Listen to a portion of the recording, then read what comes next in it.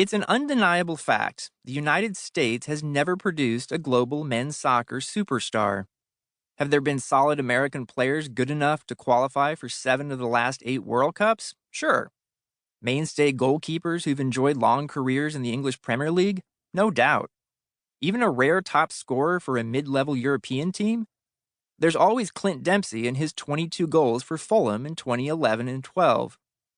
But for all the growth of soccer in America over the last 2 decades, in the popularity of the men's and women's World Cups, in the rise of domestic leagues, in media coverage of the planet's most popular sport, we have yet to find a U.S. men's version of the chosen one, which is to say, a true superstar, the best player on one of the top 10 clubs in the UEFA Champions League.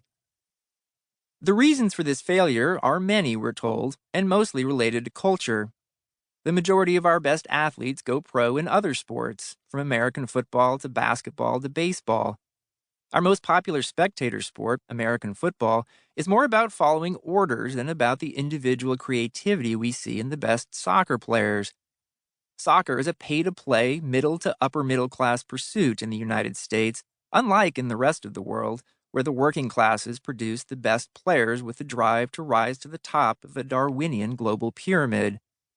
What's more, when it comes to youth soccer development, most experts will tell you the U.S. doesn't have nearly enough qualified coaches at the vital early ages, and that the coaches who are in place tend to value strength and athleticism over skills. But there's another factor, too. The U.S. has produced teenage soccer players with the potential to be world class, but the all too common result has been prospects who thought they had made it by simply signing a healthy contract or joining a European club, coddled by youth coaches and handlers, pumped up by the leagues, and showered with premature accolades by media and sponsors searching for the elusive American soccer savior. Always that word, savior. These putative chosen ones decided they had climbed Mount Everest when all they had done was reach base camp. No example of the phenomenon is more sobering than that of Freddie Adu, who joined DC United at age 14 as the highest paid player in Major League Soccer in 2004 and headlined a national television advertising campaign that year with Pelé.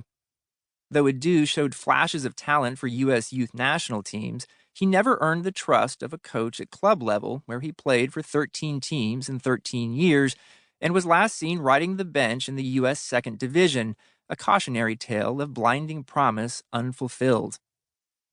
All of which brings us to a low-slung red brick residential building in a quiet neighborhood on the east side of Dortmund, a former steel and coal city in western Germany's Ruhr Valley.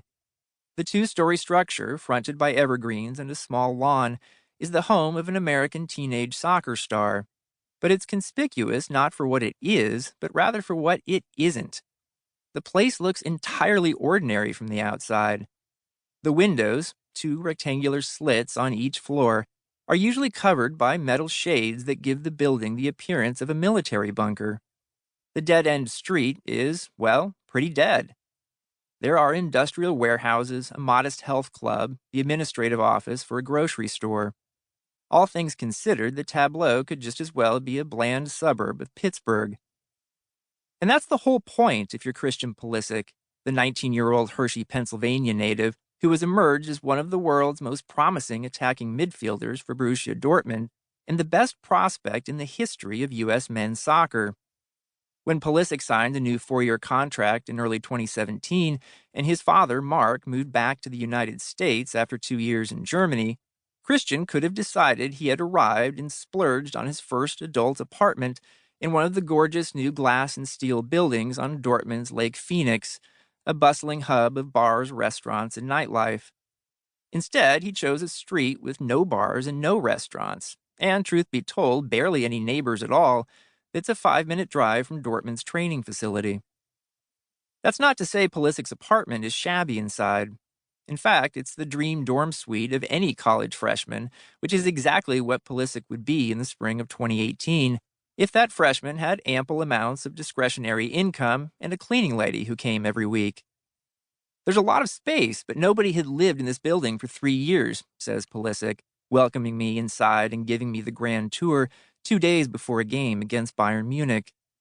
Pulisic is renting, not buying, But he got permission from the owner to spruce up an indoor swimming pool on the ground floor with colorful tile work on the wall and a poolside hangout area. Upstairs, the main living room has enough space to toss 20-yard passes with an American football and features a pool table, a folded-up ping pong table, and a big screen TV for watching soccer, NFL, and NBA games. The walls are filled mostly with blown-up photographs of Dortmund's Signal Iduna Park, Germany's largest stadium, where more than 81,000 adoring fans cheer on their team in a roiling sea of black and yellow. Once again, think Pittsburgh. You go out into the city and you just see black and yellow everywhere, says Pulisic. They're wearing jerseys, jackets. I've never seen a town that's so connected and so proud of their team and so passionate about the game. That's what makes Dortmund stand out so much. The weather isn't very good, but it's just a great town to live in.